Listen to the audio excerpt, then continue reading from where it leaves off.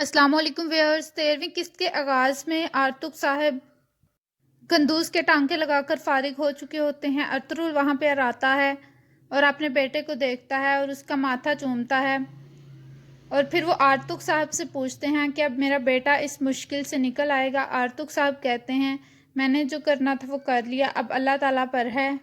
جب یہ ہوش میں آ جائے گا، اپنی پیاری زبان میں بولے گا تو سمجھے کہ خطرہ ٹال گیا۔ اس کے بعد آرتک صاحب کہتے ہیں میں اپنے خیمے میں آپ کا انتظار کروں گا، اور پھر ارطغرل حائمہ خاتون کو بتاتا ہے کہ وہ 1000 سونے کے سکے مانگ رہے ہیں تاوان کے بدلے۔ حائمہ خاتون کہتی ہیں یہ کون غدار ہیں؟ ارطغرل کہتا ہے میں ان غداروں کا پتہ لگا لوں گا۔ اس کے بعد عبدالرحمن آتا ہے، وہ بتاتا ہے کہ جاندار صاحب آئے ہیں۔ ارطغرل اپنے بیٹے کا ماتھا چومتا ہے اور باہر جاندار صاحب سے ملنے کے لیے آ جاتا ہے۔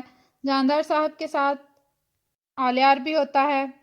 جاندار صاحب کہتے ہیں یہ کس نے کیا ہے؟ ارطغرل بتاتا ہے کہ وہ تاوان کے بدلے 1000 سونے کے سکے مانگ رہے ہیں، لیکن یہ صرف ڈاکو نہیں ہے۔ آرتک صاحب کہتے ہیں پھر یہ کون لوگ ہیں؟ ارطغرل کہتا ہے ڈاکو اتنے بیوقوف نہیں ہو سکتے کہ وہ سب سے طاقتور قبیلوں کو اپنے خلاف کر لیں۔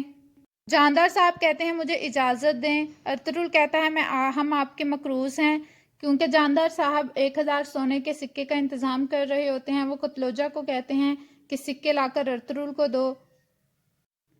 دوسری طرف ایک جنگل کا منظر شروع ہوتا ہے جہاں پہ سعادتین کوپیک بکرے کا گوشت جو ہے اس کو پکا رہا ہوتا ہے آگ پر۔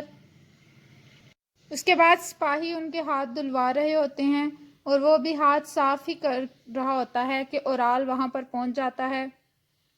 سپاہی اورال سے تلواریں لے لیتے ہیں اور اسے آگے ملنے کے لیے بھیج دیتے ہیں۔ اورال سعادتین کوپیک کے پاس جاتا ہے۔ سعادتین کوپیک کہتا ہے تم صحیح وقت پر پہنچے، میں نے ابھی یہ کھانا تیار کیا ہے، تم اس میں شامل ہو سکتے ہو۔ اورال کہتا ہے میں آپ کے کھانے کے ذوق کو جانتا ہوں، ضرور آپ نے اچھا ہی پکایا ہوگا۔ اس کے بعد سعادتین کوپیک اورال کو کہتا ہے کہ تم نے ارطغرل سے اتنی عداوت پال لی ہے کہ یہ ہمارے دونوں کے مفادات کے لیے نقصان دہ ثابت ہو سکتی ہے۔ اورال کہتا ہے اس سے کیا مطلب آپ کا؟ اورال کہتا ہے ارطغرل جب سے آیا ہے وہ میرے گلے کی مصیبت بنا ہوا ہے۔ سعادتین کوپیک کہتا ہے تم ارطغرل کو دکھ پہنچاؤ، لیکن ایک طریقہ ہوتا ہے، یہ نہ ہو کہ یہ سب کچھ عام تم پر پڑے۔ سلطان کا ارادہ کارا چیسر قلعہ فتح کرنے کا ہے، اور تمہیں پتہ ہے کہ وہ یہ ساری زمینیں کس کو سونپ دیں گے؟ وہ ارطغرل کو سونپ دیں گے۔ تمہیں اپنے قبیلے کا سردار بننے کے لیے اپنے غصے کو قابو رکھنا ہوگا۔ میں نے سنا ہے تم سے تمہارے فرائض چھین لیے گئے ہیں اور اورال کو دے دیے گئے ہیں۔ ایک طرف اورال ہے، دوسری طرف ارطغرل ہے۔ تمہیں اپنے قبیلے کا سردار بننا ہوگا، یہ ہم سب کے لیے مفادات کے لیے ہے۔ کہتا ہے جیسا آپ کہیں گے میں ویسا ہی کروں گا۔ سعادتین کوپیک کہتا ہے تم ارطغرل کے ساتھ اپنے تعلقات ٹھیک کرو، ایسا ظاہر ہو کہ تم اس کے سب سے اچھے والے دوست ہو۔ اس کے بعد کائی قبیلے کا منظر شروع ہوتا ہے۔ عبدالرحمن آ کر بتاتا ہے کہ سیمون تشریف لایا ہے، اور سیمون کے ساتھ ترگت بھی ہے۔ ارطغرل اور جاندار صاحب باہر آتے ہیں اور سیمون سے ملتے ہیں۔ سیمون کہتا ہے مجھے بہت دکھ ہوا ہے، اور میں اس سب کے لیے سب کچھ کروں گا جیسا آپ کو ٹھیک لگے۔ میں کارا چیسر کے گورنر کو بھی کہوں گا کہ وہ ہماری مدد کریں آپ کی خواتین کو ڈھونڈنے میں۔ جاندار صاحب کہتے ہیں کہ ہم اپنا کام خود کرتے ہیں۔ ترگت کہتا ہے میں اپنی نیک خواہشات نوازنا چاہتا ہوں۔ ارطغرل کہتا ہے اپنا راستہ ناپو، مجھے تمہاری ضرورت نہیں ہے۔ ترگت کہتا ہے اگر آپ ان سپاہیوں کی سزا کا کچھ کرتے تو میں آپ کے ساتھ ہوتا۔ ترگت کہتا ہے حلیمہ خاتون اور گندوز کے لیے میرا دل ٹکڑے ہو چکا ہے، لیکن اس سب کی وجہ آپ ہیں۔ اس کے بعد ارطغرل ترگت پر تھپڑ مارتا ہے اور وہ دونوں آپس میں لڑنا شروع ہو جاتے ہیں۔ ترگت ارطغرل کو کہتا ہے کہ سیمون کو میرے پہ شک ہو گیا ہے، اس لیے میں یہ سب کچھ کر رہا ہوں۔ ارطغرل اس کو اور مارتا ہے۔ ترگت کہتا ہے میں اپنی یہ توہین برداشت نہیں کر سکتا۔ ارطغرل کہتا ہے اس کے بعد تم قبیلے کبھی مت آنا۔ ترگت کو بظاہر یہ دکھا رہے ہوتے ہیں کہ وہ آپس میں دشمن بن چکے ہیں۔ اس کے بعد ترگت وہاں سے چلا جاتا ہے۔ سیمون یہ سب کچھ دیکھ رہا ہوتا ہے اور وہ سمجھ لیتا ہے کہ ترگت اب ان کے ساتھ ہے، کہ وہ ارطغرل کے ساتھ اس کا دشمن بن چکا ہے۔ اس کے بعد سیمون بھی وہاں سے چلا جاتا ہے۔ دوسری طرف اسلحان خاتون اور حلیمہ خاتون ایک جگہ بندی ہوتی ہیں۔ فرانسسکو سپاہیوں کو کہتا ہے ان کا دھیان رکھنا، میں اب جا رہا ہوں۔ اسلحان خاتون حلیمہ خاتون کو کہتی ہیں کہ ہمیں ایک دوسرے کی مدد کرنی ہوگی، ہمیں یہاں سے بھاگنا ہوگا۔ حلیمہ کہتی ہے یہ رسیاں بہت سختی سے بندھی ہوئی ہیں، لیکن ہم کوشش کریں گے تو یہ کھل جائیں گی۔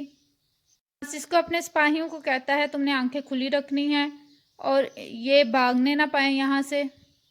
حلیمہ خاتون اسلحان کو کہتی ہیں کہ پورا زور لگاؤ، اگر ہم کوشش کریں گے تو یہ رسیاں کھل جائیں گی، اور وہ دونوں زور لگانا شروع کر دیتی ہیں۔ دوسری طرف بانو ججک اپنے خیمے میں داخل ہوتی ہیں، وہ دہان کے پاس بیٹھتی ہیں اور باتیں کرنا شروع ہو جاتی ہیں کہ کتنی سردیاں میں نے تمہارے بغیر گزاری، کتنی دفعہ میں نے کھانا بنایا اور میں نے اکیلے کھایا، میں نے ہر دفعہ تمہارا انتظار کیا لیکن تم نہیں آئے، کیا محبت ایسی ہوتی ہے؟ دہان بے ہوش ہوتا ہے، وہ ابھی تک ہوش میں نہیں آیا ہوتا۔ بانو ججک کہتی ہیں میں سمجھی تم قیدی بن گئے ہو یا تم مر گئے ہوگے یا پھر تم شاید مجھے بھول ہی گئے ہوگے۔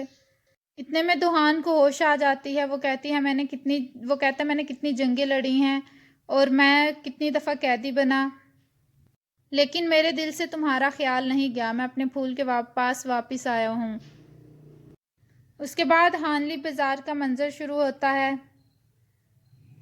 فرانسسکو بازار میں ہوتا ہے، تاجر حسن اس کا پیچھا کر رہا ہوتا ہے۔ تاجر حسن دیکھتا ہے کہ فرانسسکو اماندا کی دکان کی طرف جاتا ہے اور وہ اماندا کی دکان کے اندر داخل ہو جاتا ہے۔ فرانسسکو اماندا سے پوچھتا ہے کہ میں نے ان عورتوں کو قید کر لیا ہے۔ دوسری طرف ماریا حسن سے پوچھ رہی ہوتی ہے کہ تم یہاں کیا کر رہے ہو؟ حسن بتاتا ہے کہ فرانسسکو اماندا والے کمرے میں گیا ہے، ماریا ان کی باتیں سننے کے لیے وہاں جاتی ہے۔ فرانسسکو اماندا کے خنجر رکھتا ہے اور اسے بتاتا ہے بتاؤ مجھے اس کام کے پیچھے کون ہے، مجھے اس کے ڈبل سونے کے سکے چاہیے۔ اماندا کہتی ہے تمہیں مل جائیں گے اور اماندا اورال کا نام بتا دیتی ہے۔ فرانسسکو خنجر ہٹا لیتا ہے اور وہ کہتا ہے کہ تمہارا کام ہو جائے گا۔ اماندا کہتی ہے تمہیں ارطغرل کو مار دینا ہے۔ ماریا وہاں کھڑی یہ سب کچھ سننے کی کوشش کر رہی ہوتی ہے، وہ پاس والی دکان میں جا کے چیزیں خریدنے کی بظاہر دکھا رہی ہوتی ہے۔ اس کے بعد اماندا وہاں سے کمرے سے باہر نکل آتی ہے اور ماریا کچھ چیزیں لے کر وہاں سے چلی جاتی ہے۔ دوسری طرف کائی قبیلے میں ارطغرل اپنے بیٹے گندوز کے پاس بیٹھا ہوتا ہے، اسے ابھی تک ہوش نہیں آیا ہوتا۔ دندار بھی بیٹھا ہوتا ہے اور وہ رو رہا ہوتا ہے، ارطغرل بھی پریشان ہوتا ہے۔ ارطغرل دعا کرتا ہے اللہ مجھے اولاد کا دکھ مت دینا، بے شک تو لینے والا بھی ہے اور دینے والا بھی ہے۔ حائمہ خاتون بھی رو رہی ہوتی ہیں۔ اس کے بعد ارطغرل اٹھتا ہے اور دندار سے کہتا ہے جب تک میں یہاں پہ نہیں ہوں یہ قبیلہ تمہارے حوالے ہے میرے بھائی، ایسے بھی حالات ہوں گے تم نے قبیلے کی حفاظت کرنی ہے اور اگر مجھے کچھ ہو گیا تو تم ہی اس کے سردار ہوگے اور تمہیں سب کچھ دیکھنا ہوگا۔ کہتا ہے جی ٹھیک ہے۔ خاتون کہتی ہیں اگر سلیمان شاہ زندہ ہوتے تو وہ تم دونوں پر فخر کرتے۔ اس کے بعد ارطغرل باہر آ جاتا ہے۔ جاندار صاحب کہتے ہیں ہم ایک مشکل صورتحال میں گرے ہوئے ہیں۔ جاندار صاحب کہتے ہیں کہ ہمیں طریقے سے چلنا ہوگا ورنہ وہ ہماری عورتوں کو نقصان پہنچائیں گے۔ خالیار کہتا ہے آپ کا منصوبہ کیا ہے، مجھے بھی اپنے منصوبے میں شامل کریں۔ ارطغرل کہتا ہے وہ چاہتا ہے کہ میں اکیلا ہی آؤں، ہم کچھ سپاہی لے کے جائیں گے لیکن وہ پیچھے ہی رہیں گے، آگے نہیں آئیں گے۔ دار کہتا ہے اگر ہمیں پتہ ہوتا کہ وہ کہاں چھپے ہوتے ہیں تو پھر یہ ہمارے لیے آسان ہوگا۔ جاندار کہتے ہیں تم میرے بیٹی کے لیے اپنے آپ کو مصیبت میں ڈال رہے ہو، میں تمہارا شکر گزار رہوں گا۔ پھر وہ چلے جاتے ہیں۔